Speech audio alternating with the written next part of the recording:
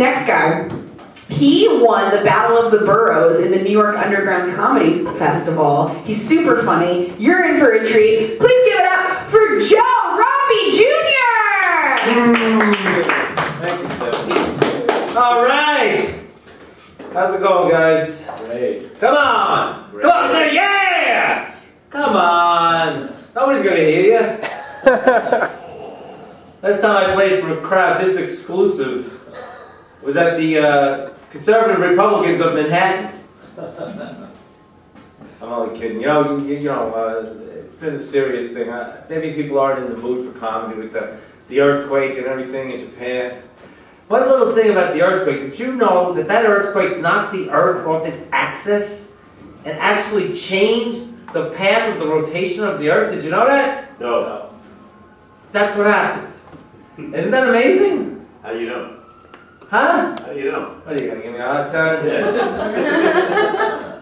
Might as well. No, it's true. It's a true fact. The earthquake in Japan knocked the Earth off its axis by 10 inches. Yes, it did. You know what's even more amazing is my boss did not consider that a legitimate excuse for my being late for work that day. Or every day since. All right, you're a nice crowd, you know.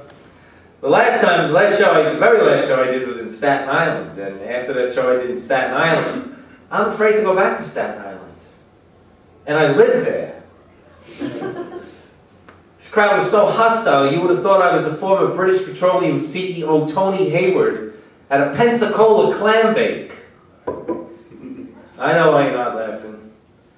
Either you think that joke is insensitive, or you don't know what Pensacola is. It's insensitive. I'll take insensitive. See, people say to me, how could you make fun of that oil spill? Though I gotta say, compared to the nuclear meltdown, that oil spill's not looking so bad nowadays, is it? So how could you make fun of that? All the oil and the sand and the destruction and the poor ducks. I say, look, I grew up in Staten Island. We wished our beaches looked that nice. Staten Island is an easy place to make fun of. It's one of the advantages of being from Staten Island. And one thing you cannot not argue about Staten Island is the women. The women in Staten Island are the most fantastic creatures in the universe. I'll never forget my first girlfriend, Teresa. She was half Irish, half Italian. On one side she had red hair, a blue eye, and freckles.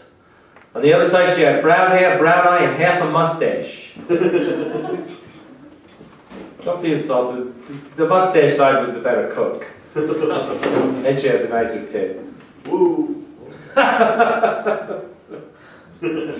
So anyway, another thing about Staten Island that is true, and it's really a terrible cliche about Staten Island, but it's true, is the traffic. It's atrocious. Used to be you could ride a bicycle on the Staten Island Expressway. Nowadays you need a bicycle on the Staten Island Expressway if you want to get where you're going. I went to get my emission sticker put on my windshield.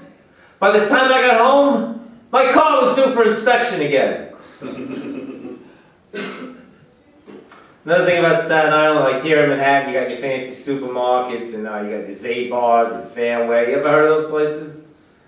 No? Yeah. You know, the nice Whole Foods.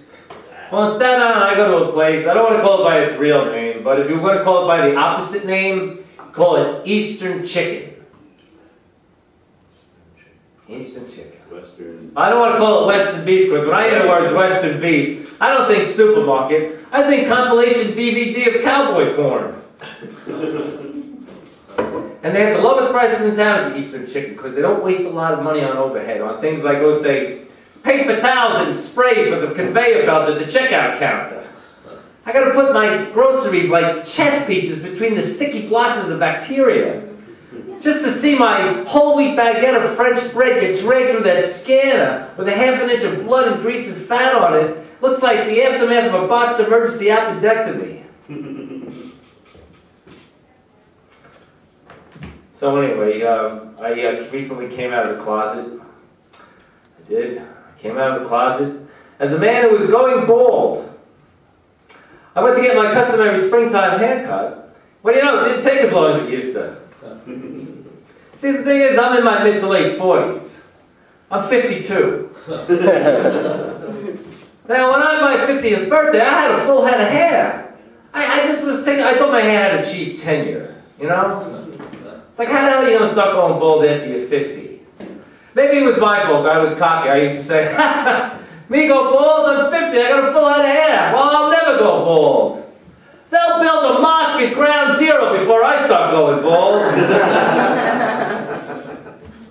I used to smoke cigarettes. I gave that up a long time ago, and I feel very lucky. Because I still smoke in my sleep. Not real cigarettes, dream cigarettes. I know they're dream cigarettes because they're $1.60 a pack. I realized I was drinking too much beer when the homeless guy who picks up my recycling bought the building next door. I didn't make you think too hard about that one. Another thing I tried was gambling. I had very little luck. I went to play the horses. I said to the guy at the ticket window, boy, those jockeys, they sure are small. He says, jockeys? What jockeys? This is a merry-go-round. Well, thank you very much. I'm Joe Romby Jr. Thanks for coming out, folks.